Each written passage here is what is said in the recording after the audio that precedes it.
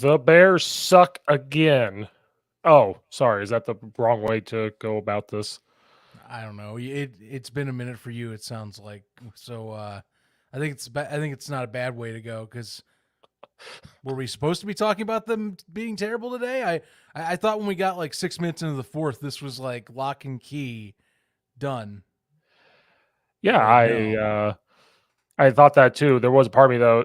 I was trying not to be shocked either way. We were up, and I was like, "Oh, the way the game's going, we're gonna win. They're gonna win. Oh my god!" And blah blah. And then when the Lions scored again, I was like, "Nope, it's not gonna happen." I called it. I was like, "Now you feel something different." But yeah, Bears suck again. Sadly, it is the case. 31-26 loss today in Detroit.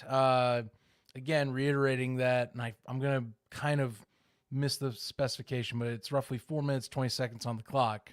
They had a 12-point lead going in. Ball in possession, you name it. Couldn't secure the win, sadly. Two quick touchdown drives. It's funny because everyone, the more you talk about it, the more we compare it, it's comes up as almost like discussing the Denver loss all over again, where Oh, it's people are instantly going and saying, coaching ineptitude and soft to conservative play calling doom the Chicago Bears on Sunday. And I can't blame them because that kind of is what failed. You know, I mean, everyone's talking about that second to last drive where they run two run plays. It's an overthrow just barely to Tyler Scott, and then the next drive, Detroit just decides to ram it down the Bears' throat, and then we get a safety off the first play of the final drive with Aiden Hutchinson getting a strip sack on Justin Fields. yeah, yeah. Sorry, there's a weird bot on Twitch that I just don't care enough about. Um, yeah, well, I should say welcome back to everybody. It's been a hot second since we've been on here, since I've been on here. Like I said, I forgot how to do intros. I forgot how to talk. I forgot how to do everything. But this is the Bear Down segment of the Coach Steve Show. Yes, the Bears lose to the Lions. And I will say this, though. I want to be positive at first. I didn't think the Bears would even have a chance against the Lions, period, in any form or fashion of anything. I figured 14 points. You're just looking at it's hard not to score with DJ Moore. It's hard to not score with garbage time. But how bad the Lions played, especially on offense with the turnovers, I didn't think that was going to happen. So I'm watching it and I'm going, okay, this is what the Bears can actually be. Even though Jared Goff did play bad up until the last 4 minutes and 20 seconds of the game, I was positive in that aspect of, okay, they're playing well, but, Fields was coming off that injury.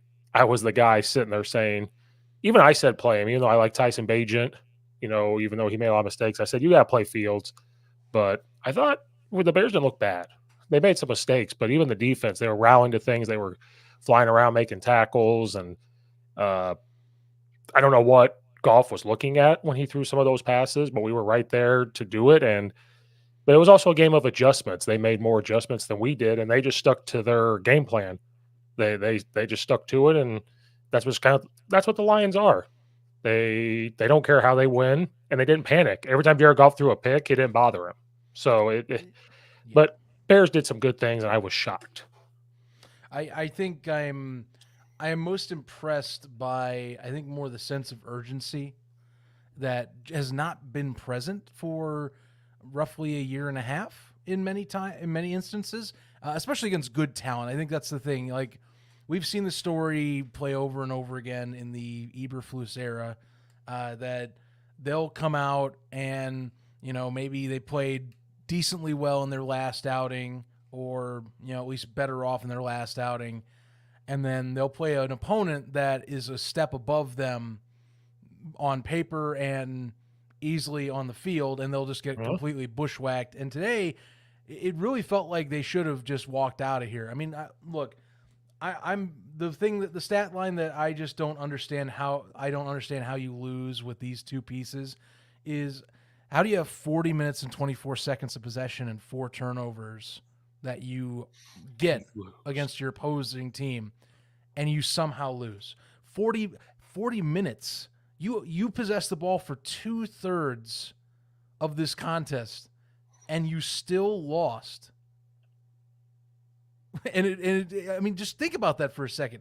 How does a team get 40 minutes possession and not win a game? Well, you have to try that's the very right game hard. plan. It was the right game plan, physicality and keep away.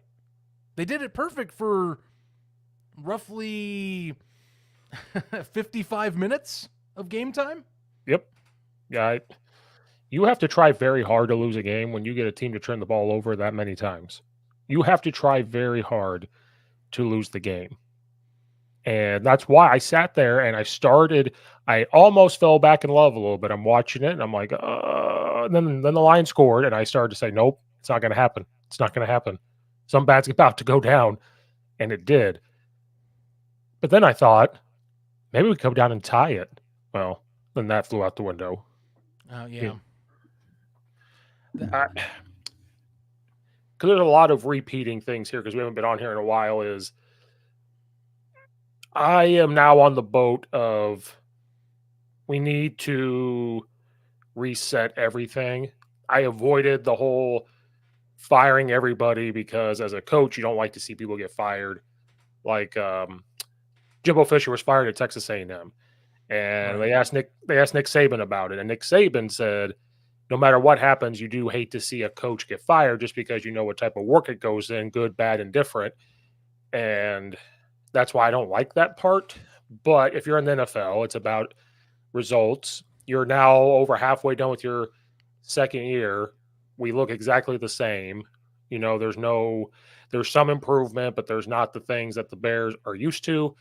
And, you know, maybe it's time to move away from Eberflus. You know, seems like a nice guy. Maybe if he was just a defensive coordinator, maybe he would be a very good coach like he was at the Colts. Um, you know, we were texting earlier. I think we reset everything. It's got to be a clear new. I think you keep polls. I think you have to keep polls. Yeah, at I this think point. at this point you have to because firing a GM into a second year doesn't make sense. You keep him, fire everybody else. I even think that you just kind of have to reset again, like we just did a couple years ago, and get rid of Fields at the end of the day, or figure out a new quarterback.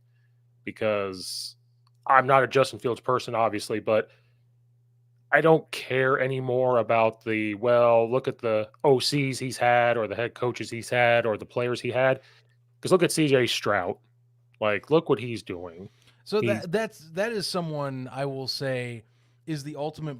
It's the ultimate breaker of any conversation around. I guess in terms of everything needs to be absolutely perfect, otherwise nothing will work, and you can't win. Because I mean, no one expected Houston to come out of the gate, be a 6-4 roster at this point in the season, and CJ Stroud is consistently throwing 300-yard games, and not only is easily the front runner in the Rookie of the Year conversation, he's in the MVP conversation in some circles.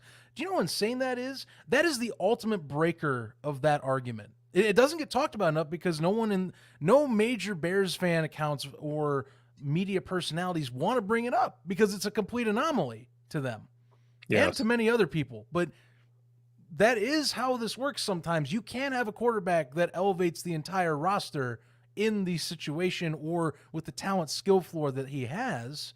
Aaron Rodgers did this for years as part of his deal. It's rare. That's the only thing. That's what people won't talk about as much because it's a rare occurrence. It's not the norm. But Stroud is that example. Stroud's that example. You would have to correct me because you know more and my brain is shattered. Joe Burrow kind of had the weapons around him, but that offensive line was atrocious. And he didn't have like this amazing all-star looking of class people, but he was able to elevate around him of I can move around in the pocket a little bit, not to take off and run, but I can extend the throw. I can get you the ball only where you can get it. And I'm going to elevate you. And I know this year has been a rough year, injuries, you know, those are unfortunate. To me, CJ Stroud's another talk. You look at that. Justin Herbert, like I know this year's Herbert's rough. another example. Yeah, and I No, mean that they came out right out of the rookie year. And now Burrow, I'll admit, the Bengals were a complete train wreck. That one's a little more on the side of they needed to get someone else, and that's why Jamar Chase helped add that on. Even though their line was still horrendous in their Super Bowl run 2 years ago. But that being said, like, you can have a quarterback raise the skill floor of everyone around you. It's not impossible, you know. It just becomes complex because, you know, what is that skill around you? And then you add in the coaching elements. We didn't know enough about D'Amico Ryans coming in and no, the people in his talent pool either. Which, I mean, they've already shown that, yes, they're light years ahead of where Matt Eberflus is in 2 seasons with that staff. right. And the other thing is, I think I've said this before, but I really mean it this time, is I think I'm done with Bears Twitter. Like, it's gotten to the point, and I tweeted it. I said, because of the Bears Twitter and everything, it makes me not want to root for this team any longer. And so I joke about being a Lions fan. It's like I just turned 33 this year. Like, I've been a Bears fan since birth. Not like you were given a Bears football, nothing like that. But when you grow up, it's like, oh, in Illinois, you're a Bears fan, you're a Bulls fan, you're a Right. Cubs or White Sox, you're whatever.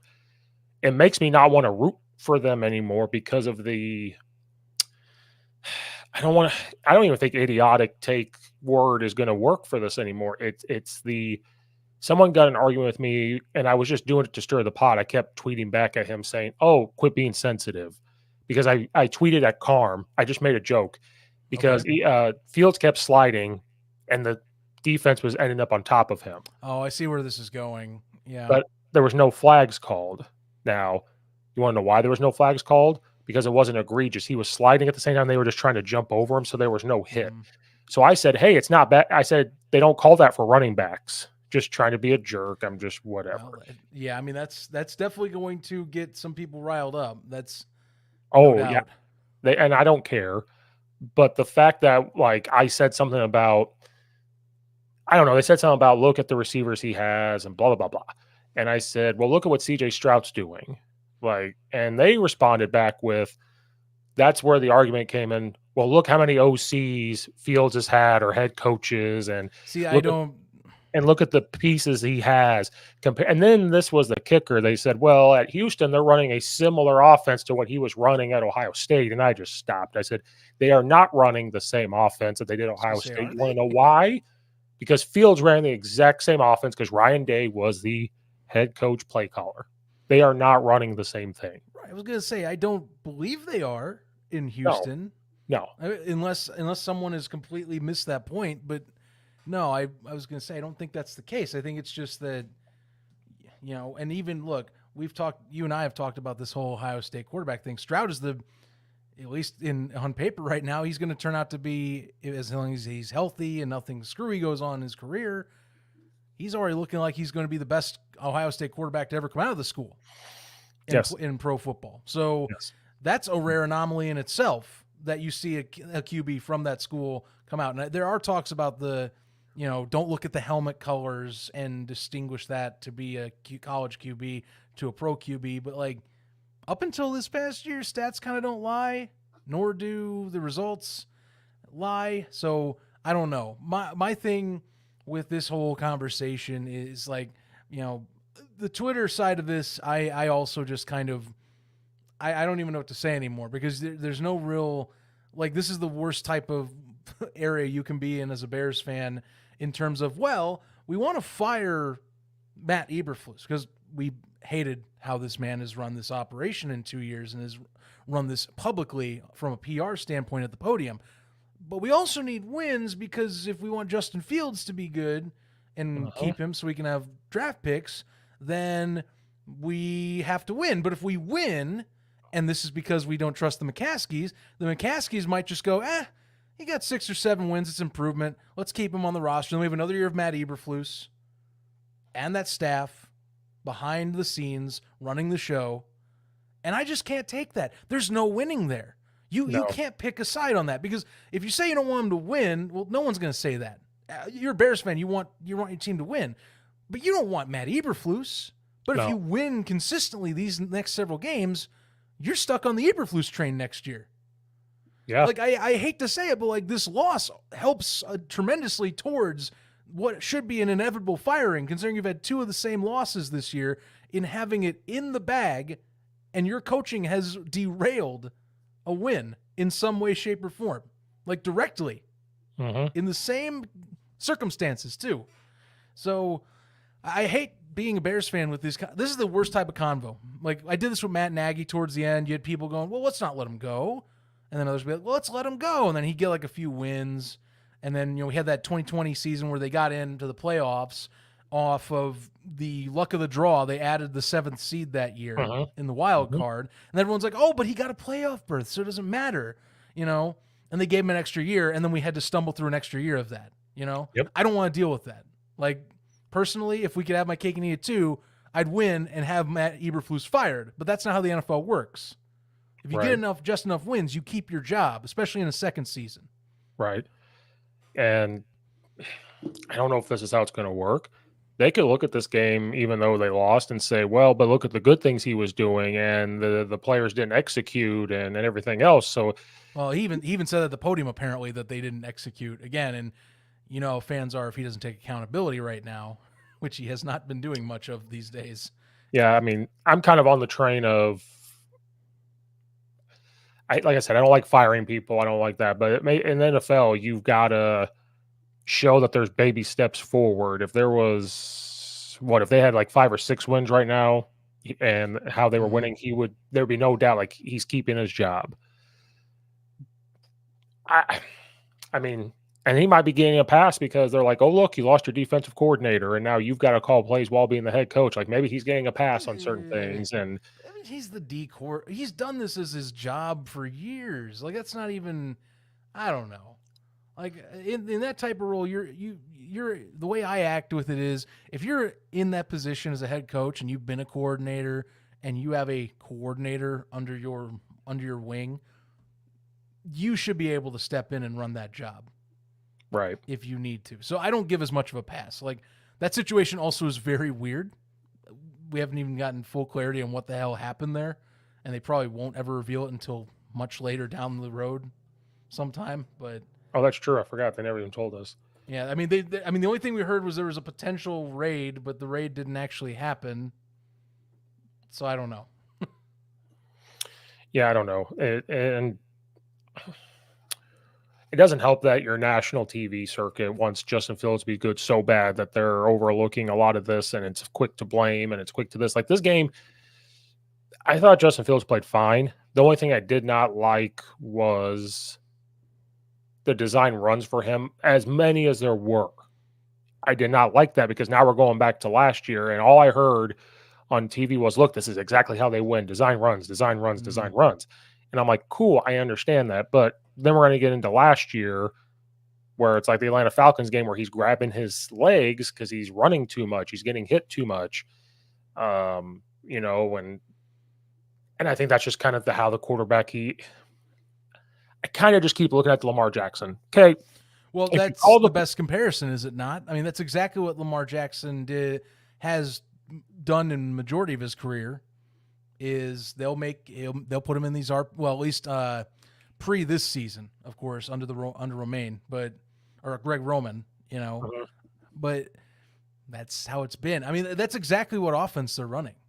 Is they're doing an RPO design run where they give him a little bit of extra choice on if he wants to pull it or how he maneuvers in the pocket, and then they added bootlegs in, most likely because they finally hit themselves in the head and said, "Huh, Tyson Bagent's doing this good.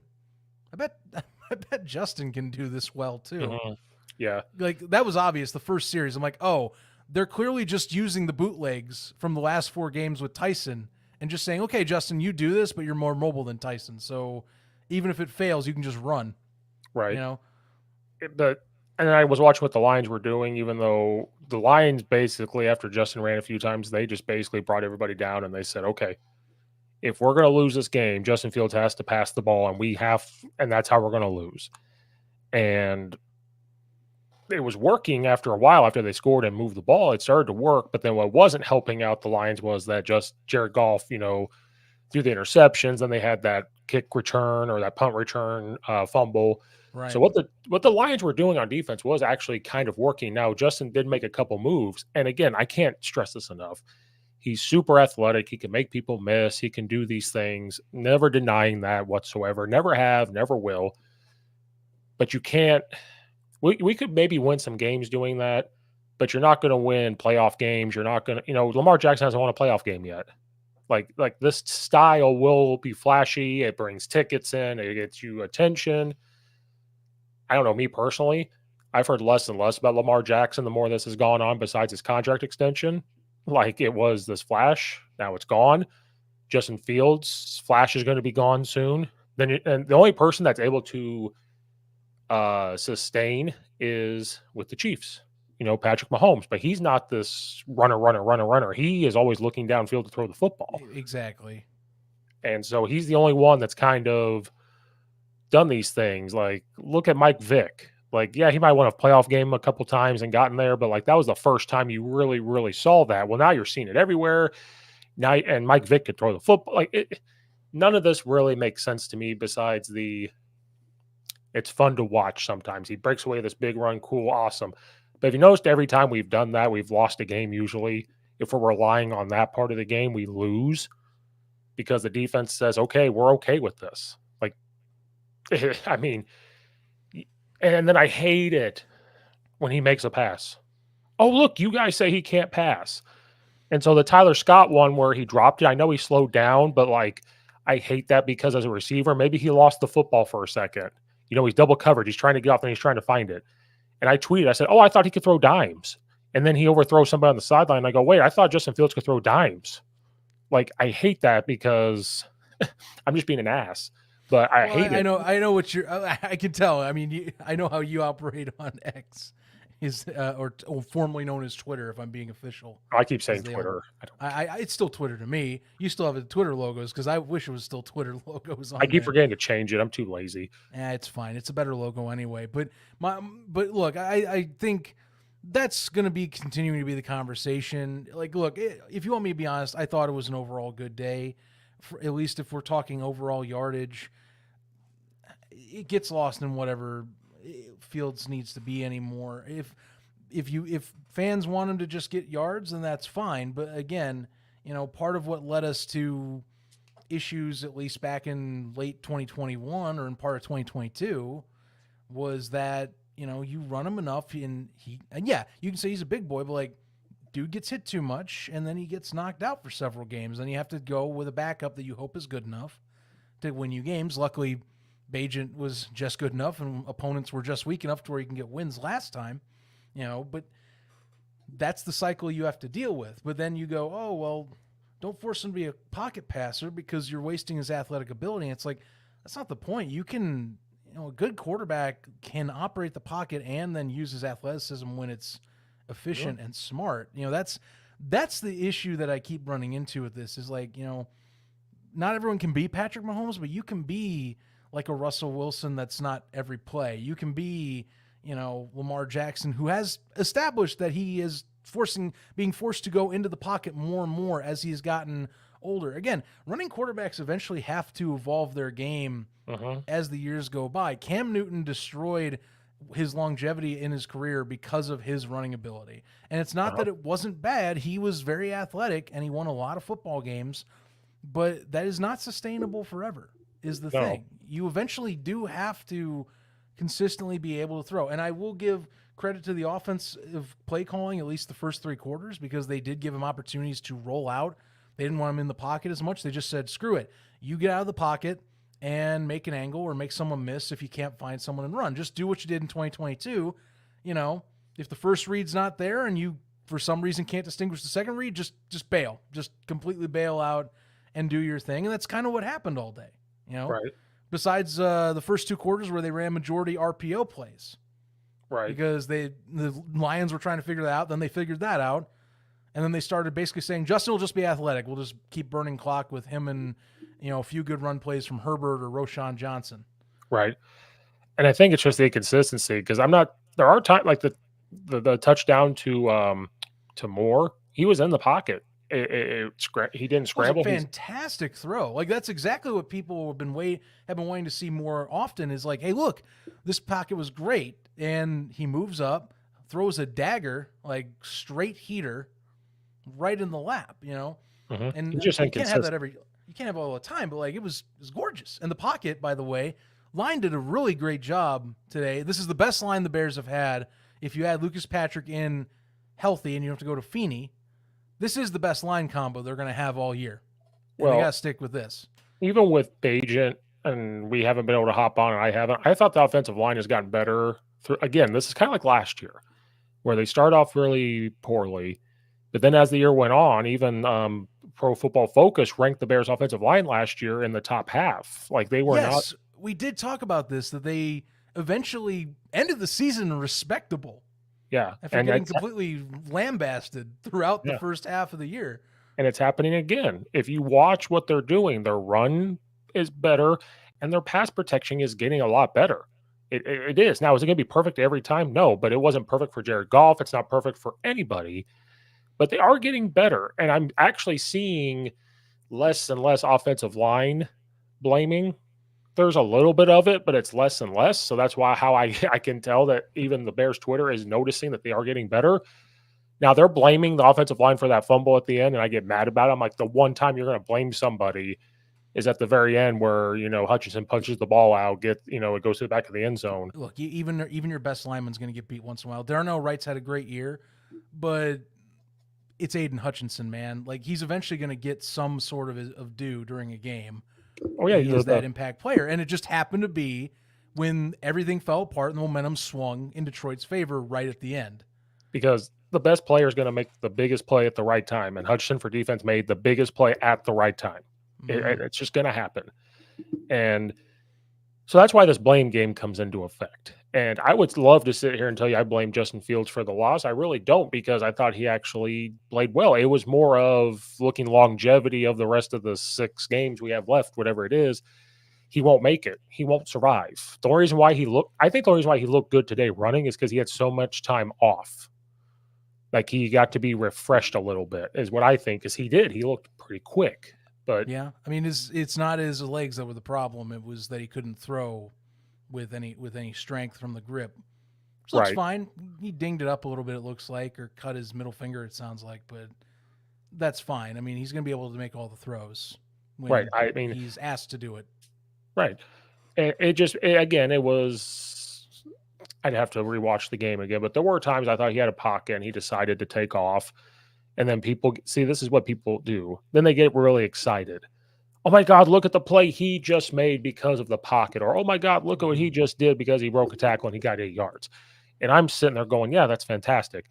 But take it from me, who just coached 11 weeks of football with a quarterback that we try to keep in the pocket unless that happened. He would do the same thing. He would just take off at the beginning of the year when we put him in. He's younger, did the same thing. And then we finally got him to start stepping up in the pocket until you had nothing left. And I think that's where Patrick Mahomes does a very good job, is steps up in the pocket when there's absolutely nothing there. Then he tries to get out of bounds. That's the other thing. Fields doesn't want to get out of bounds. He just doesn't. I mean, I'll give that attribution to part of the toughness nature that he does have. But yeah, I mean, that's something to consider. One thing I do want to revisit with this is this. Okay. Oh, actually, let's answer this question here for Brett. I'm a Lions cat, but I think Justin looked good. Is there any way he can get a better running game? I thought the running game looked fine. It's just the running backs are really banged up because Foreman hurt his ankle. Herbert's been unhealthy. So they've had to keep having to activate these guys. And it's weird because then the running back that you could have had was on the other side making plays. I know. You hate to see Foreman going down because he's been, and this is where we go into the combo about how Bears fans now, or a lot of us fans have become the GM savants, where it's like, well, we only paid $2 million for him, freaking killer of a deal. But I'll admit, like, would have been a great day to have had, the guy I miss. I still think they should have paid Montgomery. I will always hold that, but that is just me. the run game wise, I don't know, because I think today was more just that really the Lions eventually decided, okay, well, the only way you're going to beat us in the run is if Justin Fields does some shimmy shaking and finds an alley, which if you look at the stat line, that is kind of the only way the Bears really did get a run game that was consistently at a above par level, which I consider above par being above 4 yards a carry, was either a few carries went to Roshan Johnson or to Khalil Herbert. Actually, no, Roshan Johnson had a few solid carries. Otherwise, Khalil Herbert, 16 carries, but only 2 yards a carry. And then the only other one that really was worth the damn on the stat sheet was Justin Fields. But keep in mind, Fields comes on a lot of improvisational stuff or an RPO. So it's a little more all over the place. Defenses don't usually predict for that type of run. So No, I don't know. Honestly, Detroit's got great offensive and defensive lines anyway. That's one thing that Dan Campbell and that front office in Detroit has done an excellent job, is they built very well in both those regards. Something Chicago still needs a little help on the defensive side. But, I would say that's a strength. And, Chicago's got a good run game. That's not really a problem for them. It's just that they can morph it a little differently, and it gets kind of skewed a little differently when you got Fields who can just kind of choose when he pleases to play his way and just bail out of the pocket. Right. I just really think, this guy said, he goes, I wasn't talking about Justin. He shouldn't have to. No, I don't think he should have to, but everybody, and you're a Lions fan, everybody in the Bears land and then the Fox Sports and ESPNs think that he should run every single play because that's what he does. And he has this amazing arm that's better than Brett Favre's and all this other stuff. They just created this mold. I think when Justin Fields is in, some of the runs were our zone reads, so he had to pull the ball and run. So that takes away from running backs. But that running back room is really banged up. Herbert did not look like himself. 16 carries. He didn't look fast. He looked like he couldn't accelerate. They've had a decent run game. I thought Foreman, he's been on my fantasy team too. He's been fantastic, running really hard. I thought Roshan Johnson runs really hard. Foreman really could start anywhere in the NFL. He's had opportunities at several stops before Chicago where I'm still wondering how he hasn't gotten more reps, period, and how he was a healthy scratch at the beginning of the year. Right. Because he is a starting caliber running back in my eyes. So I just think they really wanted Herbert to be the guy, and that's what they were looking at, but he's banged up. So maybe he's not, I know Montgomery got banged up too, but I don't think Foreman might be your every down back. He is literally that guy that's a speed guy and line up in the slide, get the ball. And I've said that a lot. Foreman is that power run. So you almost have a Montgomery Herbert situation all over again, where it's like, okay, you have this run power guy, but you have this speedy guy that can be on the outside, but that running back room is really banged up. And then I don't know, when Justin Fields is in the game, they're going to call some runs for him, so it takes away from the running backs, and just the whole play call changes. When Tyson Bagent's in the game, you're going to call everything for the running backs. Pretty much. When Justin Fields is in, they had some of those designed outside zone runs. They're going to have inside zone runs where he can pull the ball and go, and all that stuff. And yeah, some of those carries are predicated towards him just running out of the pocket, but outside of that, I thought the offensive line, they're run blocking well. I think when it's called the right way and they're doing, they're fine. Run game, fine. Yeah, honestly, this is arguably one of their best performances all year in terms of, I think, just holding their own against quality talent. Really, if you're talking just in terms of the pass game, when it was passes set up and given time, I was really impressed by a lot of the play and just giving a pocket that was a nice buffer. I really was a great job. Wasn't actually even talked about enough on the broadcast. Funny enough, I think I saw you discuss or put it up on X. It's like, man, we're just talking all about the QB and not about the line. And I was like, yeah, it's a good point, because Braxton Jones, right, Nate Davis coming back and being healthy, obviously Tevin Jenkins, and then Patrick or Feeney, although Feeney with the snaps or the snap count, but like that 5, that's a really damn good performance. They gave up one sack before they had to get in their last drive, and then the only sack we given up was an all-pro, was a pushing to be, or definitely Pro Bowl talent that had an excellent bull rush and just creamed Justin Fields. Yep, they had 2 sacks today. That's it. That's a win by my book against a defensive front like Detroit is. Yes. And what people have to realize, play calling, it's so hard on an OC when half your play calling changes a little bit per quarterback. With Justin Fields, you have to call it a certain way. With Tyson Bagent, you have to call it a certain way. Half, I would say probably half. Like half the play calling is going to be the same. The other half is going to be different. And that's a lot of pressure on Getsy. I know people don't want to defend him in any stretch, but I've done it. One season for high school football, we had 5 guys play quarterback. So you can imagine like the type of offensive things you have to gear towards when you get different guys. So, I mean, but again, everything looked fine up until that 4 minutes. And then it was the defense and offense that collapses, and people can go after the play calling of Luke Getsy. Yeah, that's a tough situation to be in because it's 3 minutes left or 2 something left. You're in a weird spot because you're like, okay, if I throw the ball, what if it's intercepted? And then if we incomplete it, well, you're giving them a free timeout is what you're thinking. And so not necessarily the fact that they were running the football is the problem. I think it's the play call of the run that people are mad that he's running the ball altogether. They say it seemed very conservative.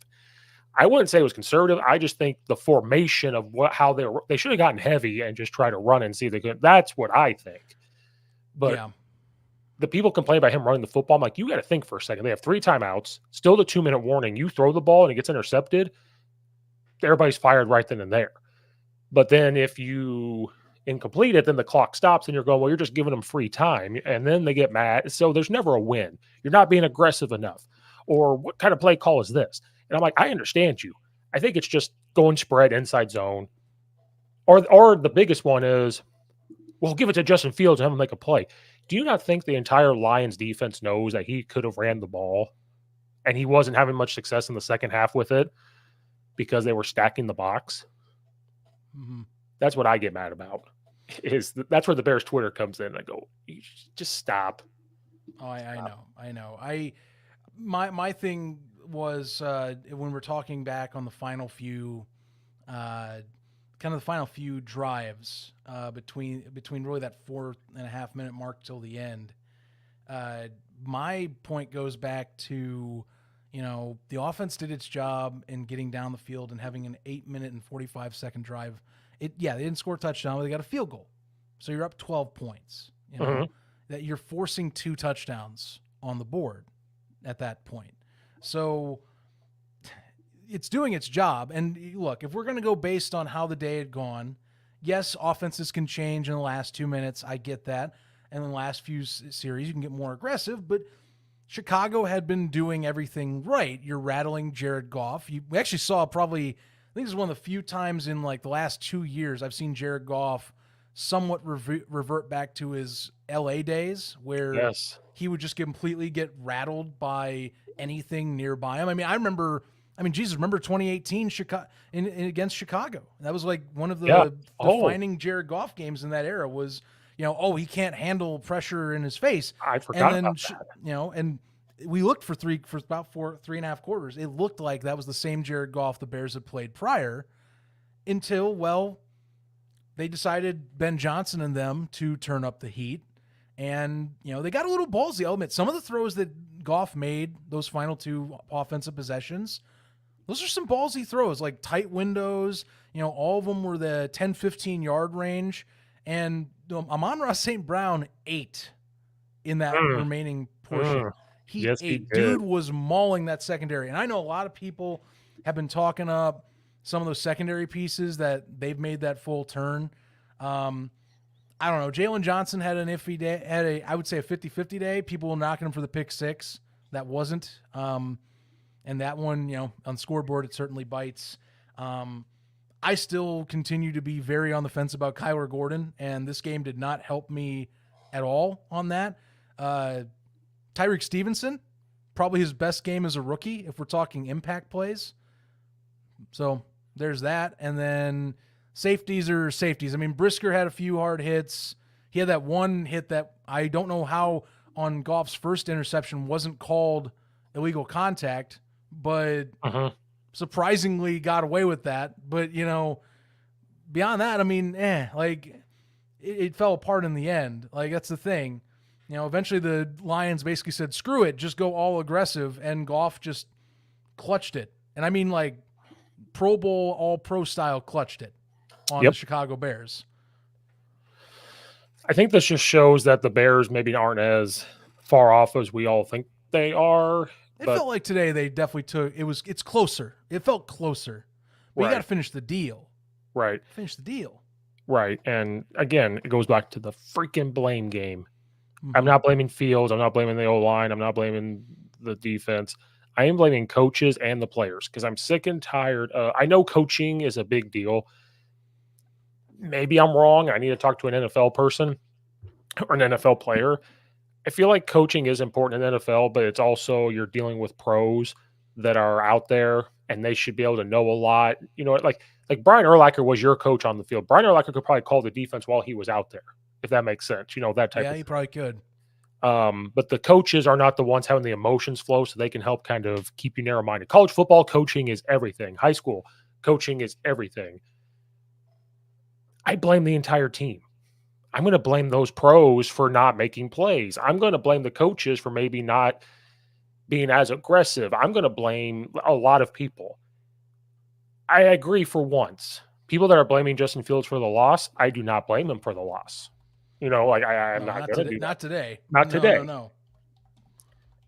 I should probably clip that and put that on there. I am not blaming Fields for this loss. I'm just blaming the whole team. And as a Bears fan,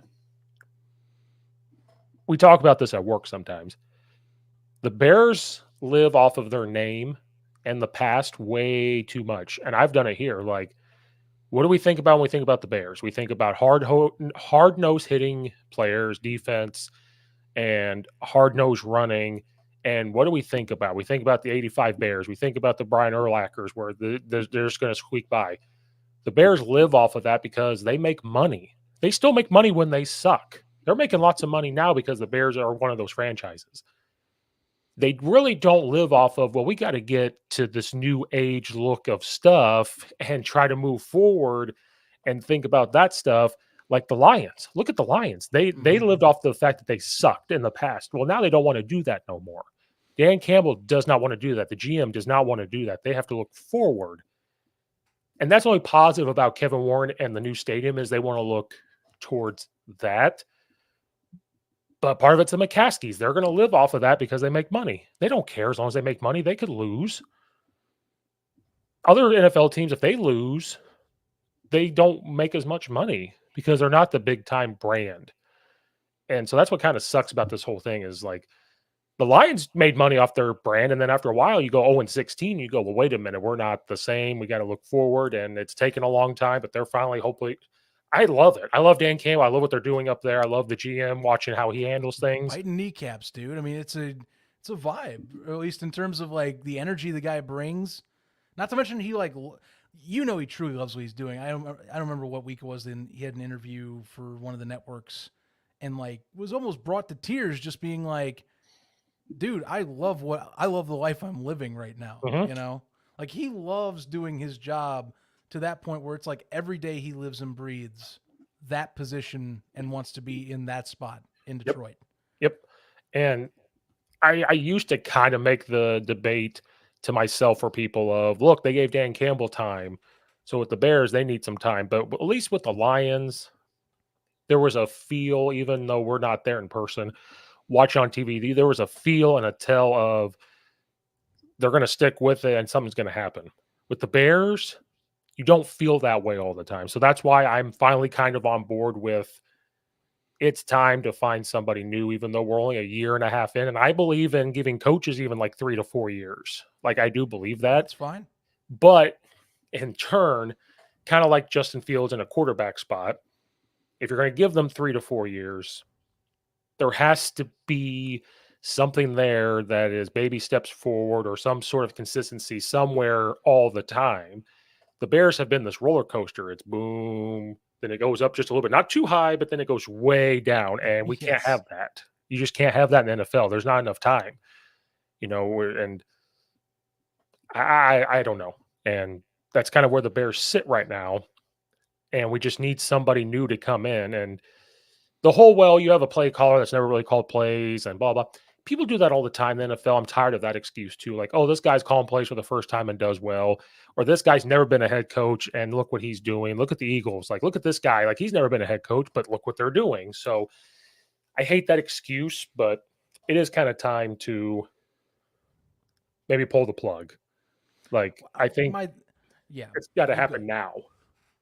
It really, I don't think this is. I don't think I've ever seen it be as loud about firing a coach mid-season since I've been a Bears fan, or at least have had fan reaction to talk about. Social media era makes it a little different, but this really feels like it is the loudest it's been to say, look, ownership, McCaskey family. I know historically you don't let these guys get terminated mid-season, and you don't just let them, get completely crushed by the media. Hmm. You wait till Black Monday like everybody else does. But it doesn't hurt to send a message if it's been that bad. And it really kind of has. I don't like firing coaches 2 years in. I don't prefer it because I agree. Usually you give them 3 years, you let them and the GM build up. If it's a complete farce, you reset and you get the best out of year 3. Unless it's just a complete and utter mitigated disaster, which it is continued to be that. Again, you can give a complete mulligan in your first year. It doesn't matter on the results unless you have a scandal or you were going to have an ownership that scapegoats a coach like a Steve Wilkes or like I'm forgetting who was in Houston just a few years ago. No, or well, I guess Lovie Smith would count in this regard too. But back in Houston. But again, you're able to do that if it's like 1 year and you have the expectation, oh, we're just doing a rental so we can figure this out or something like that. Right. But Eberflus was brought in as a guy that was like, oh, look, he's a defensive prodigy, which he was. Indianapolis defensively was regarded as one of the top places to go in the NFL and was killing people in terms of Yes. that side of the ball year after year. So he comes in, you have the hits principle.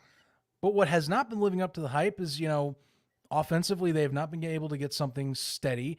There have been questionable coaching decisions in terms of time management, I would say time management, aggressiveness in terms of the style of coaching and the situations involved in games. And not to mention for this year, just complete utter buffoonery when you're at the PR stand during press conferences this year. And that's really starting to show its ugly head, is that he does not take much accountability for himself when he's asked about, when he's given softballs essentially to take accountability. Uh-huh. They've always seemed to lean on the players first. Coaches don't really get the flack. And it either comes to that or it comes to, he says some ridiculous thing about trying to balance like how the Chicago media is going to handle something. Like 2 weeks ago, Justin Fields, about him possibly playing on Thursday Night Football. And then they're going, well, he's doubtful. Well, he's 51. He's like 51% or something like that. Well, he's out. Like, what's up with that? Right. It's just a bunch of stuff. Then you're 6-22. You haven't shown any competitiveness against winning football teams. You haven't beat a winning football team in terms of record in your entire tenure.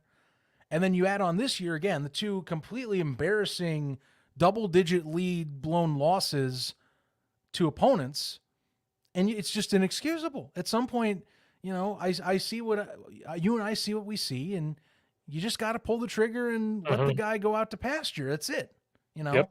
But he'll find a job. might as well send a message at the time, because now it's, again, this is twice it's happened in a year. You still have 6 weeks left in the season. You might as well just get started on the search and see what you got on roster while you're at it. It's still eval period anyway. Justin Fields is going to be under that eval period. The roster, from the most part, from what it sounds like, is going to get locked in no matter what. I don't get it. That's the thing, And they also still have a ton of cap next year. So even if you fire early and you're worried about firing a guy, your new coach comes in, you're probably going to retain the majority of the roster there anyway, and you're going to have plenty of money and cap space and picks responsible for whoever jumps in to make their vision or mold it to create the best vision of what was once here and what is now coming in. Sooner rather than later wouldn't be bad. I think this is the perfect time. Right. It is the perfect time to do it. you were not to mention he's never beaten any divisional opponents in the close to 2 years prior. Brian Poles has gotten flack recently for, remember, saying his comments, "We coming for the North." And They haven't done jack against the NFC North. We're going to take the North and never give it back. Yep, hasn't happened at all. Green Bay still owns us. They're 4-6, and people in our fan base laugh at them, but they still beat us and still look better than us. They beat the Chargers today, by the way. They did. We got shellacked. Although credit, that was with Tyson, so I will give an asterisk there. But nonetheless, yeah, there's no harm. Like I said, I was not on board until about a week ago. I started to think about it, and I said, you know what? He'll find a job. I'm not worried about that. It's a recycled business. It's be a coordinator again. He's going to be a coordinator again. Like, he'll be a coordinator again. And like, to me, he'll be like the Josh McDaniels of defensive coordinators. And or Vic Fangio as like in part 2. Like in basketball, when you get a technical, it's supposed to fire up your team. Maybe if you make the move, and I always forget his name. I'm so sorry. Their special teams coach is fantastic. And I always forget his name, and I feel so bad. He would be the perfect candidate for the head coaching job or the interim, because when he's at the podium, he speaks well. The special teams actually isn't too bad, besides dropping a couple things, but they've been better. Because that's the thing is, I think people are saying if they fire Matt Eberflus and then Luke Getsy becomes the head coach, and they're like, well, wait a minute, just let the special teams guy do it. They seem to do pretty well. Special teams guys are like the perfect interim head coaches of all time. Rick Bisaccia, for crying out loud. They said actually a few members had said actually immediately after Josh McDaniels was fired that Mark Davis has been either quoted or has been summarized to say that one of the biggest mistakes he made recently was letting Bisaccia leave the building as not getting the head coaching position. No shit. Even I said hire the man. Oh, I've been mad since. McDaniels was so obvious that it was going to be a miss. And you had the right guy that the entire locker room was behind. He had gotten them to a playoff berth after a tumultuous year. That's a guy you hire. Now he's currently at Green Bay. I don't know if he wants to coach anymore, and I don't know how that would work, but that being said, I'm not saying he's a candidate. I'm just telling you, like, sometimes it's not bad to get the interim in and see what someone can bring in for a spark. Right? They're not always going to stick around, but like, might as well try something. It doesn't always hurt. It's not always the X's and O's coach either. If it's a guy that comes in and just can rally everybody and get them to play hard, and he's good at figuring out of who to hire and all that stuff, that's the guy you got to go with. Because the Bears go so extreme. It's like politics. They go so extreme with presidents and everything else. The Bears always go extreme. It's either this guy that is a pure offensive guy and doesn't know anything else, or it's a pure defensive guy that doesn't know anything else. And everything's on the back. The only time that ever worked was Lovie Smith. That's the only time it worked. Yeah. And I said they should have hired Doug Peterson, because he seems like the perfect guy. He knows offense and everything, but like, he has shown success. He's showing success with the Jaguars right now. I wish on everything, and they should have hired him, because he would have been able to coach. I'm not, again, Fields, whatever. He could have coached that up. He could have coached Dyson Bagent up. Like, things like, I'm still utterly pissed. And people can say what they want about Josh McDaniel, about why they didn't even interview him. Are you shocked because it's the McCaskies? I'm not shocked they didn't interview him. No, I'm not either. I mean, all the offensive pieces they passed up anyway. I mean, in recent hirings too. I mean, remember Bruce Arians used to be an option that was once available for Chicago. Oh God, yes. And that was a complete whiff in its own right. We're talking. I mean, just this last cycle, and I know he's not the most popular right now, but credit. If I was in New York with the Giants, I also would feel like it's a complete mitigated disaster because of how that roster got set up. Because Brian Daboll, I still wish would have been Chicago's choice, because he is a hard ass that doesn't give a crap about your standing on the roster in terms of monetary gain. We saw that last year, and he's a great offensive-minded coach. All you would need is a decent defensive coordinator to back in your corner, and it could work. And I think you could even argue if we're talking athletic ability, Justin Fields, I think you can get more out of than he got out of Daniel Jones last season. Oh, for sure. And so that's another one of those that, like, yeah, sure, he's 3-8 as a coach too, but I think he had more toys to play with in Chicago if Chicago would have let him play there and do what he wanted to do. Right. Is all I'm saying. But that has not happened. Right. But I mean, it's clear to, I think, most people, it's just time to reset. And I don't know what to say in terms of the search, because last time they tried the independent search again, and they went with the defensive-minded guy that was the more stable choice, wasn't flashy in Eberflus, and it has shown to not be flashy. So I don't know what the choice is. The McCaskies aren't football people like George was with Hallis. They don't know really how to evaluate. They just let someone else do it. Mm-hmm. Yep. And maybe Belichick will come in. It's rumored he's going to go be somewhere. Maybe he'll come over. I wonder how that would go. I mean, because that's the talk is, even if he gets let go, that people still believe he would become like a Mike McCarthy. He would just get picked up like within the year and go somewhere else, because I don't see him retiring yet. He hasn't shown any sign that he wants to be done with the sport. No. So there's that. Thing is, though, and this is what everyone brings up, how does it work if you hire him and you have a GM, because he's always been the GM. So that's true. Does he accept Ryan Poles being the GM? That's true. Yeah, I can't even go down the path of who they would hire right now. Still true. Like Ben Johnson's out there. Everyone, like Bears fandoms, talked about Jim Harbaugh, which honestly, that seems more real than ever given the circumstances. I'm okay with that hire at this point. Stable has been an NFL coach. He might be a hard ass with the GM, but if you can put up with him, he does know how to get results out of your players. Yes. But that's the other thing. Ben, the OC for the Lions. You just complained about having first-time head coach and everything. You're going to do it again? Well, that's the risk you take, because Ben's never been in that position. So, That's what I don't understand about Bears Twitter, is that they want something like that. Oh, you want them to do that again? I think he would be okay, because he probably called the plays and everything else, and that's fine. You want to do that again? I'd rather go get Jim Harbaugh, who has had success with a mobile type quarterback with the 49ers. He played for the Bears. Now it's going to be flashy. It's only going to be 3 or 4 years, but you hope within those 3 to 4 years, maybe 5 years at the most, because Jim Harbaugh is also known for pushing buttons and making people mad. The thing. I mean, look at what he's done. Look at Michigan now. Now you got, I'm not saying it's going to be a cheating scandal, but guy does kind of get his way. He is an imposing force. He's not going to back down to people. So I don't know how that, again, I don't know how that works. It'd be the perfect time for him to leave, though, with him having all the stuff to deal with right now in Michigan. Yeah, it's rumored he's going to get suspended next year, too.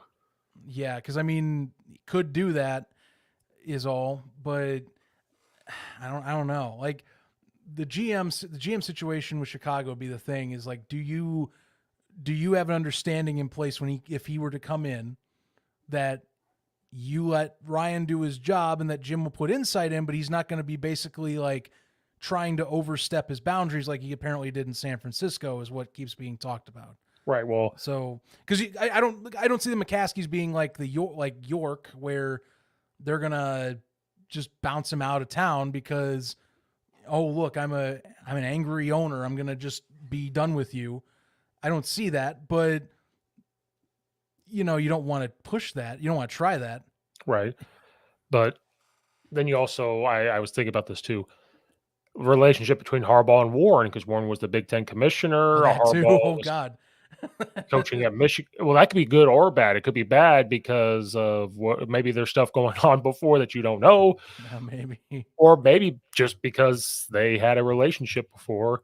Who knows? It depends. I don't think it was that good, because I got mad at Kevin Warren for the Ohio State COVID stuff, allowing Ohio State to play in the Big Ten championship when they've only played like 2 games. Like, it was ridiculous. And you know what I think would happen in that case if Harbaugh were to join Chicago is I could easily see him essentially what the Bears are doing now with Justin, like this week. I could see them easily doing that, but trying to more push the pass first, run second abilities, because we all remember, and I know, hey, guy's name's a little different these days than it was back in 2012, but that's what he did with Colin Kaepernick to a T. Colin Kaepernick made his money off of his legs, but he's had a cannon of an arm, and they would use that to full effect. I could totally see him revamping that again, take what he got from college and doing a ground and pound and doing something like this, but maybe they're a little more explosive, and Harbaugh is definitely more aggressive, so they would be more aggressive in certain situations, And then defensively, you can trust that he would probably find a guy to easily fill that spot. He found him in Michigan. He knows how to do it. He did in San Francisco too. He knows to get good defense on the other side. Right. He would bring the double tight, extra lineman, tight end stuff that I wish they would have used today when they ran the football. That's what Jim Harbaugh would bring. I think he would be a better offensive mind than all of them. He's not going to call the plays, but he has big input on it. I'm all for that hire. And it just keeps looking like more and more that it could happen for sure. What does this say? If your team needs first pick in the draft, get Eberflus. Yeah, that's true. We're about to get the first round pick. And at this point, I don't want Caleb Williams anymore. The more I keep watching him, I'm like, maybe Michael Penix. I say he is, I don't know what's up with Caleb. He's not done himself help at all. Like all the stuff for like draft eval, he has like hurt himself every single time. If you're talking like he has good playability, but he scrambles too much. Now he's not going to pressers right now, which is like extremely strange if you're getting evaluated as a personality and draftability for that sake. Yeah. So it's I all love bad. Penix's touch on the football, by the way. Bo Nix is growing on me. Like these veteran-y type of quarterbacks that have had several years and they just have developed their game more. Like there is data to support that is an option that's becoming a growing choice with NFL coaches. So like, I don't think Nick should be discounted. I don't think Penix should be discounted. His injury history is iffy, but his touch and pocket awareness is fantastic. Even Jaden Daniels has been getting like a lot of energy late. I don't mind looking at him if you want like an Energizer Bunny that maybe if you wanted to reset, but see if he has better, arm and passing ability in the pocket than Fields. If that was to come to that, I don't know if it will. Right now, It's not trending that way, but I'm the guy that thinks they should at least draft a quarterback mid rounds if they keep Justin, just to say, hey, we're going to have a legitimate pressure on you this camp, no matter who's here, so that we do have an insurance policy. Because this is a deep draft. Like, you should not leave this draft without grabbing one of the like 6 quarterbacks that keep getting mentioned in draft circles. Like, even if you can't get May or Williams, you got J.J. McCarthy, Nix, Penix, and Daniels that'll all be well and readily available within the first 3 rounds. Right. The Lions are smoke and mirrors. They'll get booed in the first round. I don't know. I guess to slowly end it is the Lions didn't give up. And if you watch the end of in the locker room with Dan Campbell, he said that he was like, hey, we didn't flinch. Like, we just kept battling and battling. We needed to do this. We needed to do this. The Bears didn't do them any favors. But, like, the fact that they had to make plays when they had to make plays, that's how they've won games all year most of the time. If they're not blowing people out, that's just how they win. I mean, look, they did a clinic last week where they had to basically go score for score with the Chargers. There was no defense in that game. And they said, all right, Jared Goff, David Montgomery, Jahmyr Gibbs, go and do your thing. This week it was more of a, oh, crap, we got shaken and rattled by an opponent that very much was saying we're going to be more physical than you. And as the game went on, they basically stuck it out and then just said, all right, two massive knockout blows, and then we take back control. Detroit is growing on me more and more as like a deep run, like at the best case scenario to me right now, getting an NFC Championship berth. I can't say if I label them as the Super Bowl pick because Philadelphia still exists, and good God, that roster is just that well rounded. Plus Howie Roseman's an insanely good GM. I just don't see that yet, but I do think that they make. I do think at worst you see them get to the divisional and maybe they get upset there, but like I don't buy that they'll be like a one and done like in the wild card or something like that.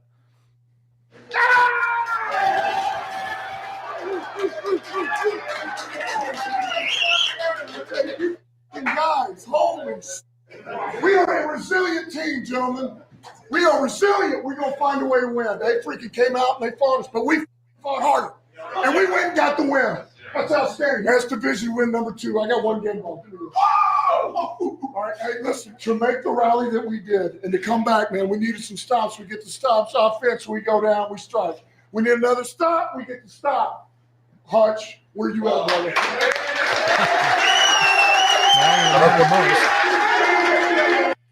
Son of a. How can you not like playing, or how can you not like the guy? Like it's so hard to be a Dan. I don't know anyone that's a Dan Campbell hater because he's so likable. I know. And the Texas A&M thing came open, and he played there. And did you see that? They asked him about it, and he said, He just straight up denied it. I was like, I don't even know where this came from, but he was like, no, like the first person to say I'm not in on it. Well, they asked him, they were like, have you been contacted? And all he said was maybe. And then he was talking about how much he loved Texas A&M. He goes, I want to help them any way I can, except coaching. He's like, besides coaching, I don't think he could coach college kids. I think he is a adult-driven coach. He's been pro-minded all his career anyway, so it'd be I think it'd be a little hard, you know. But yeah, I just don't get. My thing was I don't understand the connection unless it's like, well, maybe I don't know. I don't know what the connection is with Texas A&M. Why Dan Campbell came up first? I'm missing because the mark on that. He played there. Oh, that was maybe okay. So that was the only thing I was maybe thinking. But he played college ball there, and so they were talking about like, oh, if you need a coach that's going to turn around a program and like be this positive thing, like Dan Campbell, like, come on, you're showing that you can do in the NFL. Come here. And I saw that, and I said, no, he's not going to do that.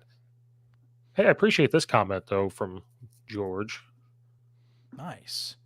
I hope for coach's sake, I continue, or Steve, as I go by here, of course. I definitely say we are hoping this channel, for his sake, grows. You know, it keeps growing as it has been. Well, if I take 2 months off, it doesn't help. Well, I know it's the way of the world, but look, life comes first, man. That's how it always goes. You're a busy guy. People realize this. You are like the coach element of you. It is all encompassing in several sports. It's not just football. It is real. This is a real thing. This man is a coach in 3 sports. Mm-hmm. I was going to say, I like in my head, I'm like track and field. No, he doesn't do track and field. It's 3. So it's 3. This guy's busy. He's got stuff to do. It's going to kill me one day. I have to give up one eventually. But I think that covered it all. Bears suck. We'll see if there's any firings. People kept saying leave him in Detroit, and I was like, yeah, maybe you should. Leave him in Michigan, swap him with Jim. Just take Jim home with you. We should have. He's probably there. He can't do anything. He's probably looking. Maybe he's talking with Kevin Warren right now. They're at dinner in Ann Arbor, just down the way. I'm okay with that. I don't know if that's the case, but I mean, he's suspended for the rest of the regular season, so you might as well. You got time. Well, he can go to practice. He just can't be at the game. Right. I mean, he can exactly, like they were saying last weekend. He was sitting in his hotel room watching the game from his hotel in Maryland. Yeah, he can do it. It's weird. He can do everything but walk into the stadium. It's so weird. He can be at the practice. He can be at the hotel with them. He can do whatever. He just can't walk into the stadium. And I was like, okay, whatever. Come to Chicago, my guy. Let's talk. I'm on board with it. I'm on board with him or Lovie Smith. Bring one of them back. No, I'm laughing because could you imagine? Like, I'm just laughing at the full circle of it. Like all the years of just like stress, all to go back to the 3rd winningest coach in Bears history. And it just, I'll say, bring Papa home. Just bring Big Papa back. Home. He'll be fine. He'll be fine.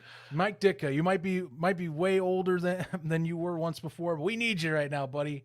Hey, just don't bring Ron Turner back. Just don't do that. Dear God, no. I don't need to see that man in the building ever again. Ron Rivera back as DC, though. I wouldn't mind that.